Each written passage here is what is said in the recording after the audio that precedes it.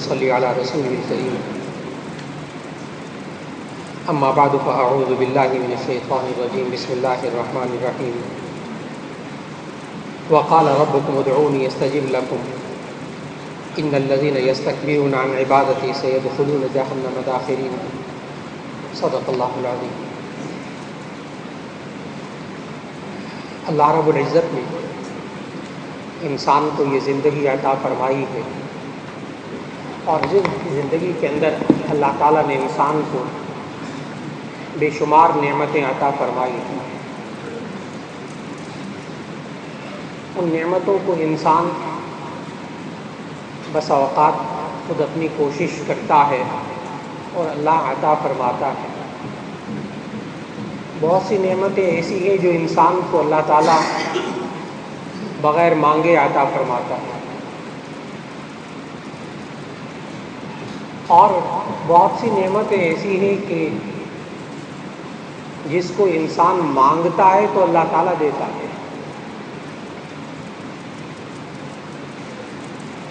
لیکن بس اوقات انسان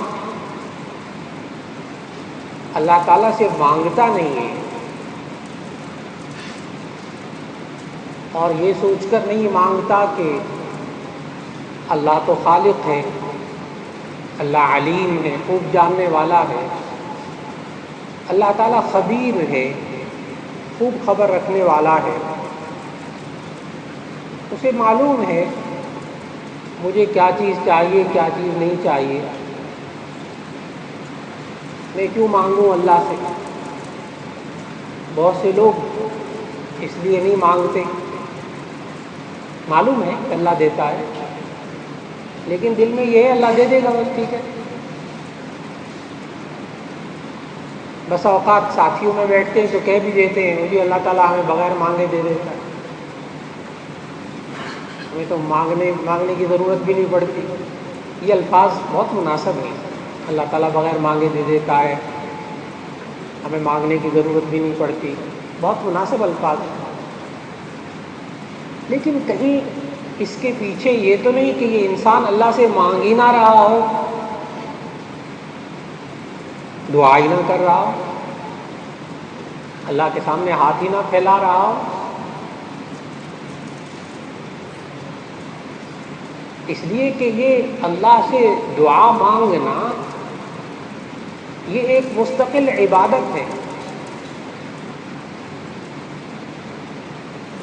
یہ مستقل عبادت ہے،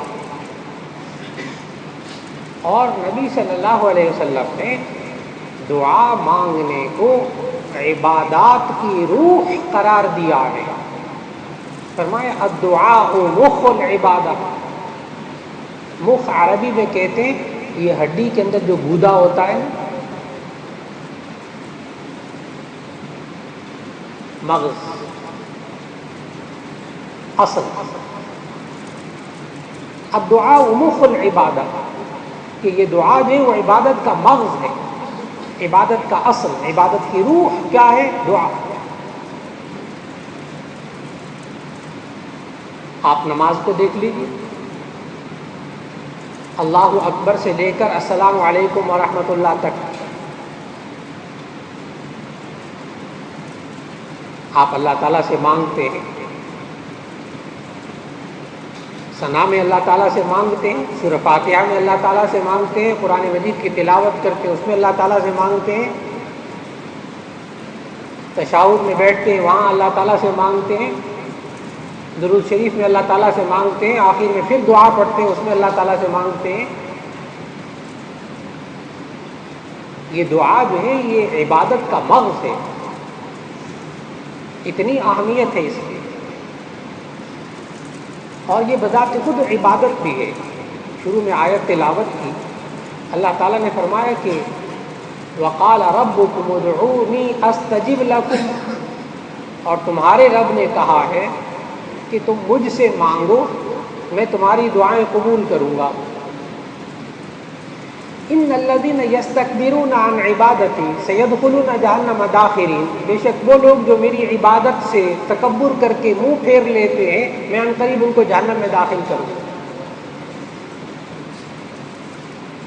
معلوم ہوتا ہے کہ اللہ نہ مانگنے سے ناراض ہو جاتا ہے. یہ بندے ہیں، یہ انسان ہیں جن سے بندہ 2 3 4 دفعہ مانگے تو بندہ ناراض ہو جاتا ہے. اللہ نہ مانگنے سے ناراض ہوتا ہے. یہ انسان اللہ سے خوب مانگے.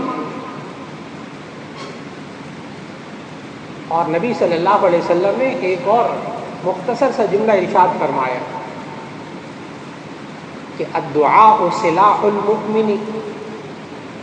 کاش کہ آج معاشرے کے لوگوں کو، بچوں کو، بزرگوں کو، گھر والوں کو اس حدیث کا مطلب سمجھ میں آ جائے. کاش اس کا مطلب سمجھ میں آ جائے. الدعاء سلاح المؤمن، دعا مومن کا اسلحہ ہے، دعا مومن کا ہتھیار ہے. میں نے عرض کیا کہ کاش اس جملے کی حقیقت سمجھ میں آ جائے. بندہ ہتھیار سے کام لیتا ہے، میرے پاس ہتھیار ہے، میں یہ کر لوں گا، میں وہ کر لوں گا.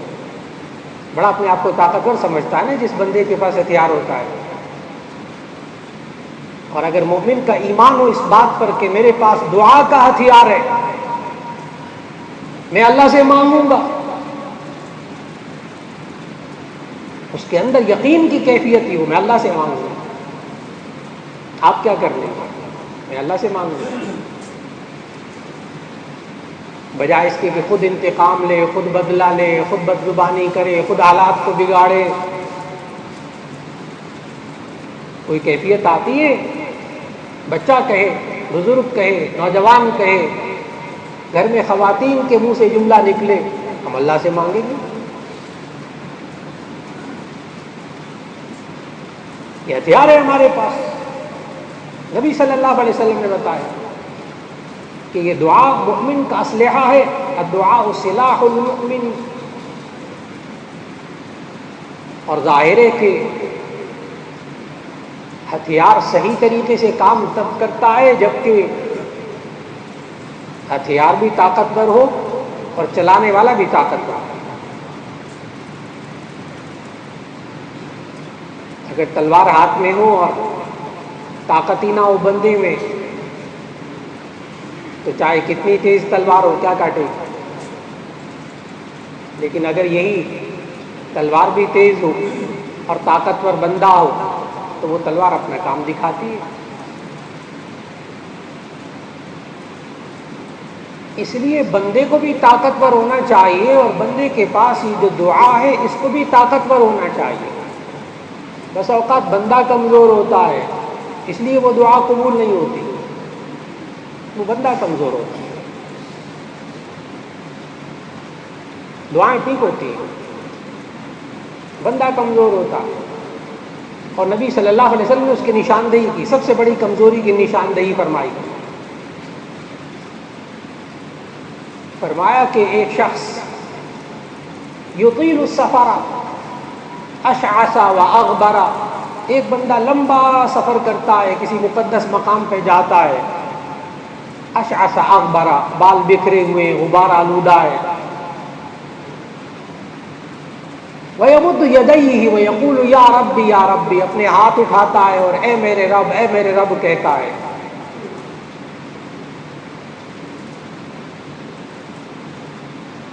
وَمَطْعَمُهُ حَرَامٌ وَمَشْرَبُهُ حَرَامٌ وَغُذِّيهِ بِالْحَرَامِ، لیکن اس شخص کا کھانا حرام کا ہے، اس شخص کا پینا حرام کا ہے اور اس کا بدن کے اندر حرام غذا دی جاتی ہے.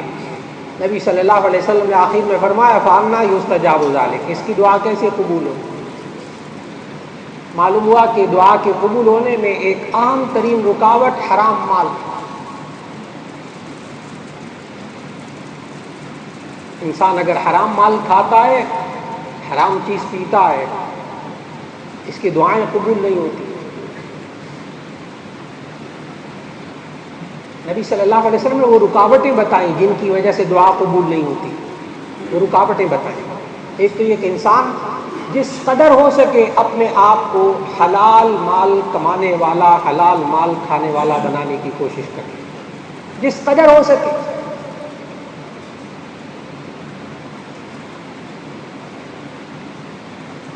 ایک بار نبی صلی اللہ علیہ وسلم نے فرمایا، جامع ترمذی میں روایت موجود، کہ اگر لوگ امر بالمعروف اور نہی عن المنکر کرنا چھوڑ دیں، لوگوں کو نیکی کی تلقین کرنا اور برائی سے روکنا چھوڑ دیں، تو ایک وقت ایسا آئے گا کہ لوگ دعائیں مانگیں گے، ان کی دعائیں قبول نہیں ہوں گی۔ یہ جو ہمارا آج کل گھروں میں ماحول، معاشرے میں ماحول بن چکا نا، نہ نیکی کا کسی کو کہنا ہے، نہ برائی سے کسی کو روکنا ہے۔ ہم بزرگوں نے بھی یہی طریقہ بنا لیا ہے، کون چک چک کرے، چھوڑو برے، کرنے دو اس نسل کو جو کرتی ہے، گھر والوں کو بھی جو چاہے کرنے دو، نہ برائی سے روکنا، نہ نیکی کی تلقین کرنا۔ بس اوقات وہی گھر کا ماحول، وہی خاندان کا ماحول، اسی انسان کی زندگی میں نبی صلی اللہ علیہ وسلم کے ارشاد کے مطابق ایک پھر ایسا وقت آتا ہے کہ یہ دعا کے لیے ہاتھ اٹھاتا ہے اور اس کی دعا قبول نہیں ہوتی۔ معلوم ہوا ایک یہ کام بھی کرنا چاہیے، جتنا ہو سکے نیکی کی تلقین کیجیے، برائی سے روکنے کی کوشش کیجیے، جس قدر اللہ ہمت دے اس سے دعائیں قبول ہوتی ہیں۔ ایک تو بندے کو طاقتور ہونا چاہیے، دعا مانگنے والے کو طاقتور ہونا چاہیے۔ دوسرا، اس دعا کو طاقتور ہونا چاہیے، وہ نبی صلی اللہ علیہ وسلم نے طریقہ بتایا۔ ایک تو وہ دعائیں جو اللہ تعالیٰ نے قرآن مجید میں بتائیں، سب سے افضل ترین دعائیں قرآن مجید کی دعائیں، خاص طور پر وہ دعائیں جو انبیاء علیہ السلام نے مانگی اور اللہ تعالیٰ نے قبول فرمائی۔ اللہ تعالیٰ نے خود سکھائی ہیں دعائیں۔ اللہ چاہتا تو کام کو پورا کر دیتا، اس طرح کے حالات بنا لیتا، لیکن حضرت موسیٰ علیہ السلام کو فرعون کی طرف دین کی دعوت دینے بھیجا، خود دعا سکھائی۔ 16واں پارہ سورہ طٰہٰ کا دوسرا رکوع جہاں بالکل شروع ہوتا ہے، ہم بچوں کو بھی وہ دعا سکھاتے ہیں، رب اشرح لی صدری ویسر لی امری واحلل عقدۃ من لسانی یفقہوا قولی۔ رب اشرح لی صدری، اے اللہ میرے سینے کو کھول دے، ویسر لی امری، میرے لیے میرے کام کو آسان بنا دے، واحلل عقدۃ من لسانی، اور میری زبان پہ سے گرہوں کو کھول دے، یفقہوا قولی، تاکہ وہ میری بات سمجھ جائے۔ سکھانے والا، یہ دعا سکھانے والا اللہ، جس کو سکھایا جا رہا موسیٰ علیہ السلام، اور کہاں جا کے بات کہنی ہے فرعون کے سامنے۔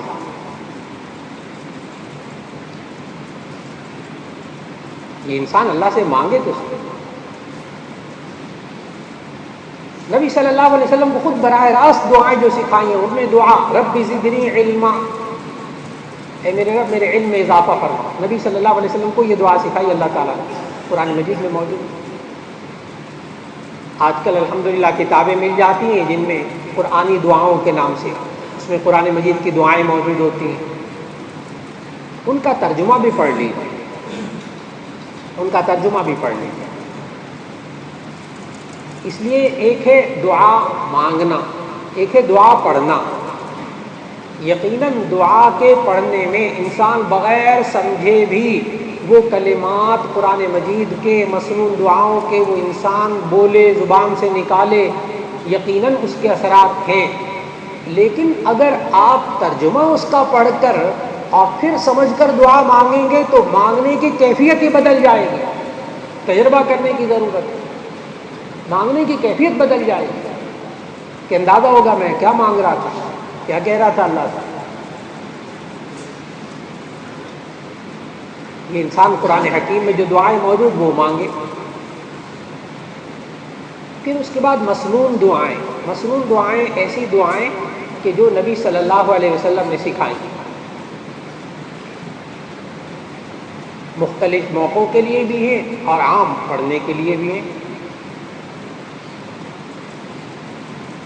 وہ مسنون دعائیں کتابوں میں موجود، حوالوں کے ساتھ موجود۔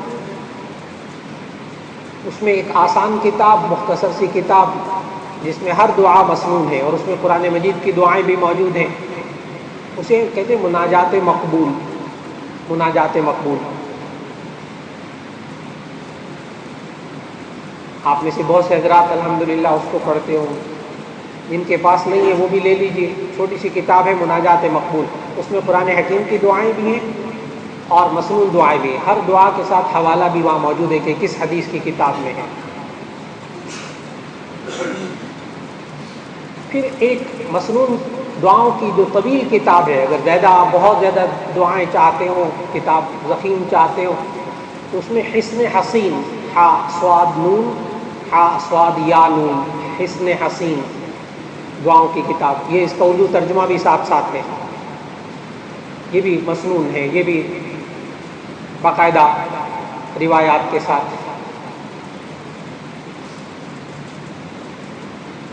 یہ انسان ایک تو قرآن حکیم کی دعائیں مانگے، پھر اس کے ساتھ ساتھ جو مسنون دعائیں نبی صلی اللہ علیہ وسلم نے احادیث میں سکھائی وہ مانگے، اور پھر اس کے بعد مختلف بزرگوں نے جو دعائیں سکھائی ہیں وہ مانگے، اولیاء کرام نے دعائیں مانگی، صحابہ نے دعائیں مانگی، وہ منقول ہیں کتابوں میں، وہ انسان مانگے۔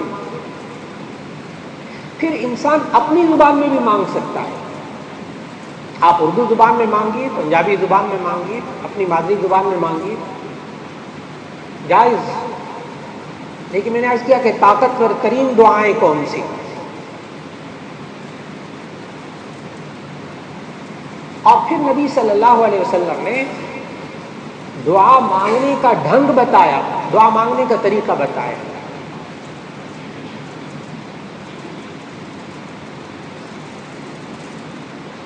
نبی صلی اللہ علیہ وسلم نے سمجھایا کہ جب انسان دعا مانگے تو سب سے پہلے اللہ تعالیٰ کی حمد و ثنا بیان کرے، اللہ تعالیٰ کی تعریف بیان کرے۔ اس کے لیے آپ الفاظ الحمدللہ رب العالمین کہہ سکتے ہیں، اس میں اللہ تعالیٰ کی حمد و ثنا بیان ہوگی، تمام تعریف اللہ کے لیے جو تمام جہانوں کا پالنے والا ہے۔ الحمدللہ رب العالمین، اس سے دعا کو شروع کیجیے۔ پھر نبی صلی اللہ علیہ وسلم پر درود شریف بھیجیے، درود شریف پڑھیے۔ پھر یہ بات احادیث میں موجود کہ نبی صلی اللہ علیہ وسلم نے فرمایا، مشکات شریف میں حدیث موجود کہ نبی صلی اللہ علیہ وسلم نے فرمایا کہ جو دعا جس کے اول اور آخر میں درود شریف نہ ہو وہ دعا معلق رہتی ہے۔ اس لیے حمد و ثنا کے بعد پہلے درود شریف پڑھ لیجیے،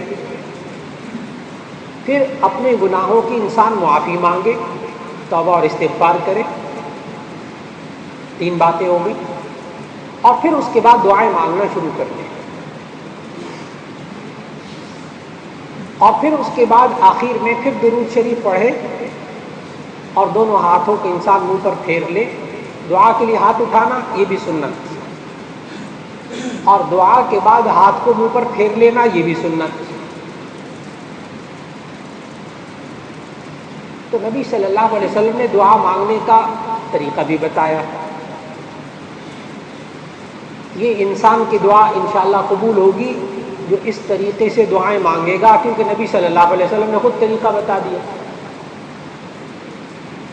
کیا مانگے وہ بھی بتا دیا، قرآن حکیم کی دعائیں، مسنون دعائیں، اور اس کے ساتھ ساتھ اپنے ذہن میں آنے والی دعائیں اپنے الفاظ میں انسان مانگتا رہے۔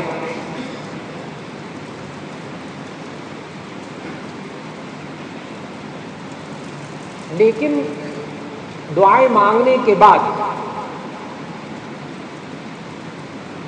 بعض لوگ یہ کہنے لگتے ہیں مولانا آپ نے بہت دعائیں مانگی، بس اوقات ان کے کلمات بڑے سخت ہو جاتے ہیں، ایسے لوگوں کے دل دکھے ہوتے ہیں، بیچاروں کے پریشانیاں ہوتی ہیں، کہتے ہیں مولانا ہم نے تو بہت دعائیں مانگی، پتہ نہیں ہماری دعائیں تو قبول نہیں ہوتی، پتہ نہیں اللہ تعالیٰ کس کی دعائیں قبول فرماتا ہے۔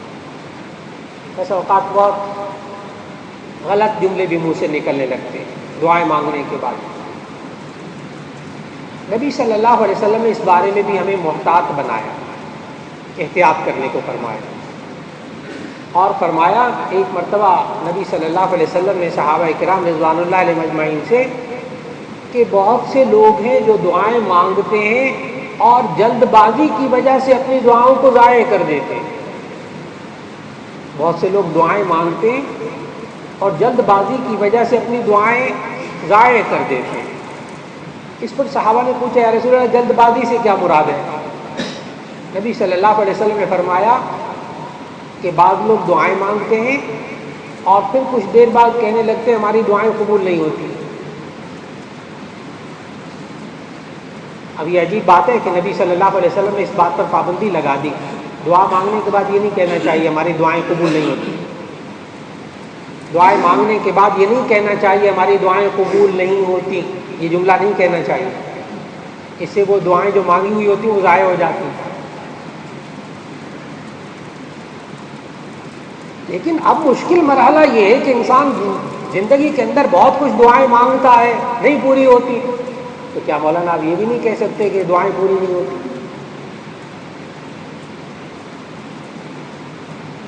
اگر ہمیں قبول ہوتی ہوئی نظر نہیں آتی تو کیا یہ بھی نہیں کہہ سکتے؟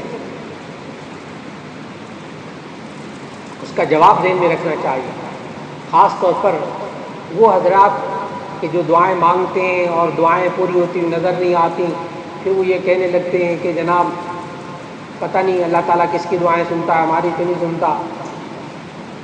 ایسے ایسے جملے، بڑے ہی غلط قسم کے جملے زبان سے نکالنے لگتے ہیں. ایسے لوگوں کے لیے ایک چھوٹا سا جواب ذہن میں رکھنا چاہیے تاکہ انسان جب کبھی ذہن میں ایسی باتیں آنے لگے تو اس طرف اپنے آپ کو متوجہ کیجیے گا جو بات اب عرض کرنے لگا ہوں. ایسا انسان جس کے دل میں یہ شکوہ آنے لگے کہ میں نے تو اللہ سے بہت مانگا، میری دعائیں تو پتہ نہیں سنتا اللہ، پتہ نہیں میری تو باتیں پوری نہیں ہوتی. جب الٹے سیدھے جملے شیطان ذہن میں ڈالنے لگے، فوراً ذہن میں لائیے کہ ایسی نعمتیں جو اس انسان کے پاس موجود ہیں، جو اللہ نے بغیر مانگے اس انسان کو دیے، یہ انسان فہرست بنانا شروع کر دے. وہ دعائیں جو اس انسان کو، یہ شکوہ کرنے والا انسان، اس کو جو اللہ نے بغیر مانگے نعمتیں دی ہیں، یہ انسان ان کی فہرست بنانے لگے، زندگی پوری ہو جائے گی. یہ انسان فہرست نہیں بنا سکے گا. یہ بات اللہ نے قرآن مجید میں سمجھائی ہے. ان تعدوا نعمت اللہ لا تحصوها، ان تعدوا نعمت اللہ لا تحصوها، اگر تم اللہ کی نعمتوں کو شمار کرنے لگو گے تو نہیں گن سکو گے. تمہاری گنتی ختم ہو جائے گی، زندگی ختم ہو جائے گی. ان نعمتوں کو نہیں گن سکو گے جو اللہ نے بغیر مانگے دی. اس انسان کو وہ نعمتیں مانگنے کا خیال بھی نہیں آیا تھا.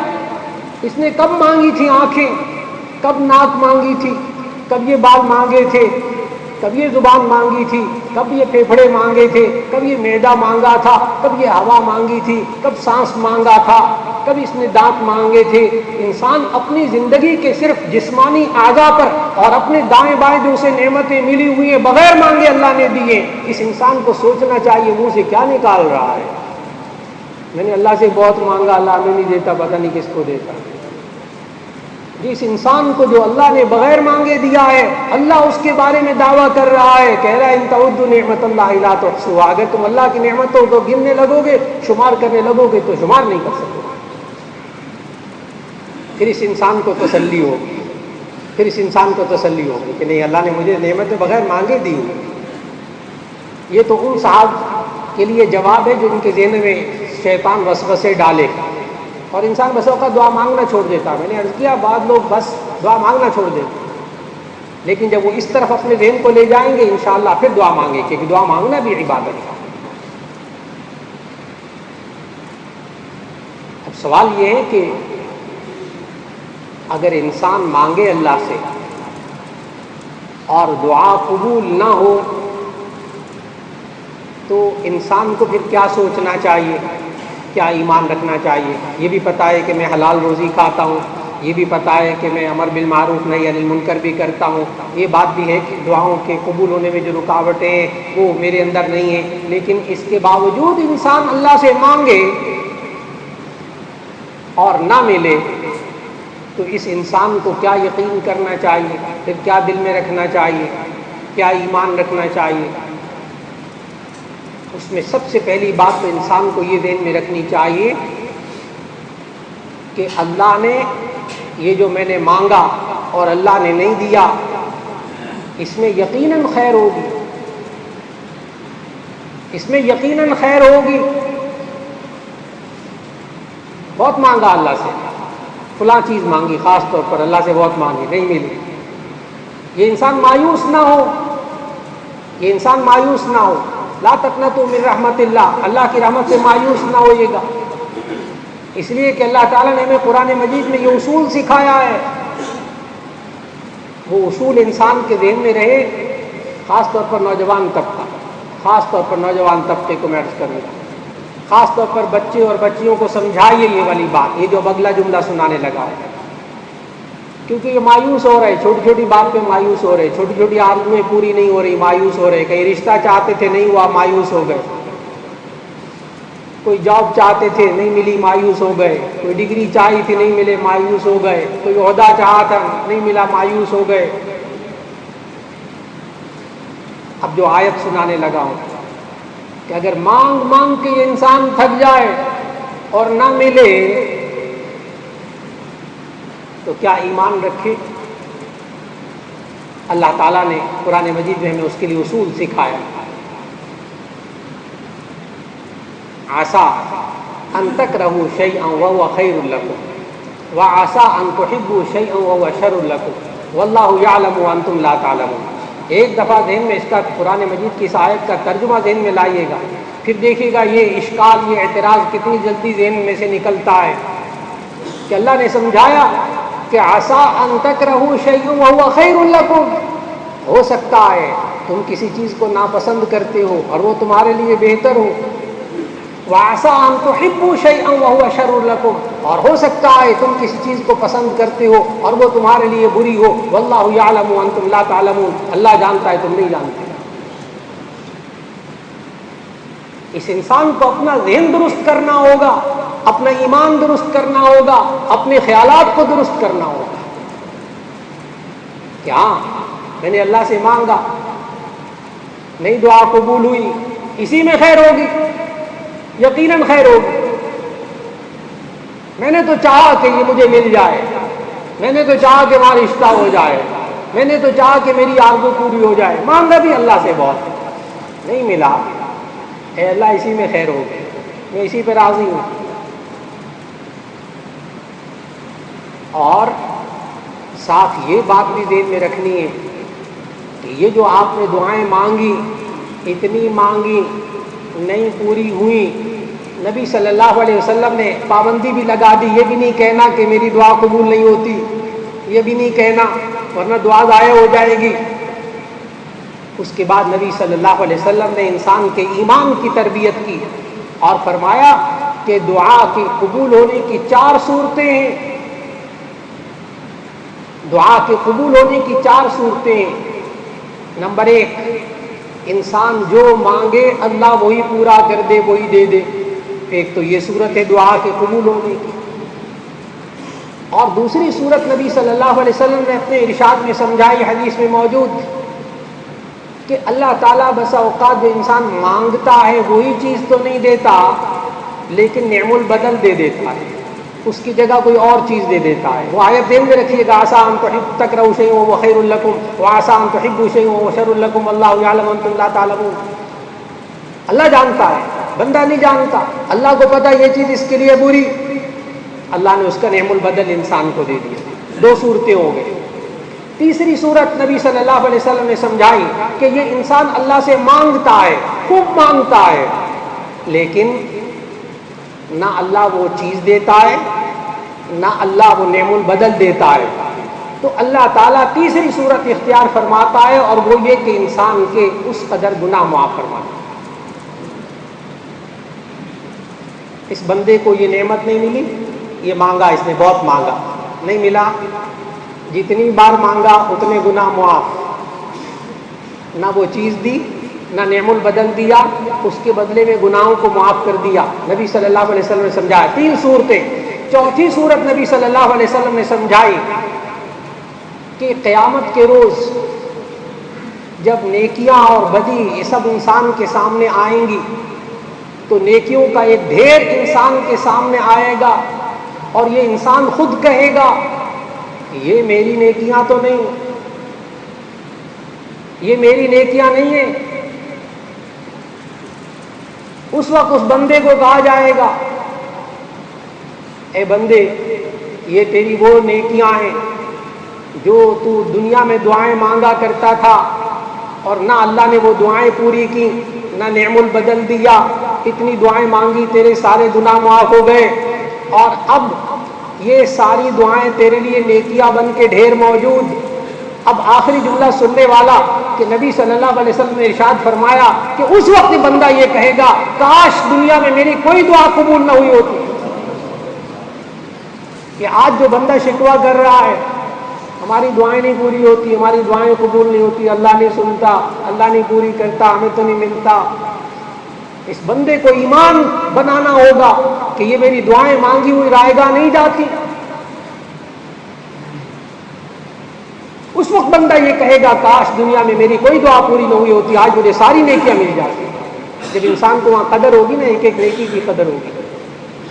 اللہ رب العزت ہمیں مانگنے کا سلیقہ عطا فرمائے، ہمیں دعا مانگنے کا سلیقہ عطا فرما دے، اپنی دعاؤں کو طاقتور بنانے کا سلیقہ عطا فرما دے۔ ہمیں اللہ رب العزت خود اپنے آپ کو دعا مانگنے کا اہل بننے کا، طاقتور بننے کا اللہ ہمیں سلیقہ سکھا دے، اور اللہ ہماری دعاؤں کو پورا فرما دے، قبول فرما دے۔ اور اللہ رب العزت نے آج کا دن دیا اور آئندہ آنے والے دن، اور خاص طور پر رمضان المبارک کے دن، اللہ رب العزت اس میں خوب دعائیں مانگنے کی توفیق عطا فرما دے۔ پوری امت کے لیے دعائیں مانگے، اپنے ملک کے لیے دعائیں مانگے، اور اپنے خاندان کے لیے دعائیں مانگے، پوری انسانیت کے لیے دعائیں مانگے۔ اللہ رب العزت سب کی دعائیں قبول فرما لے۔ وآخر دعوانا الحمد للہ رب العالمین۔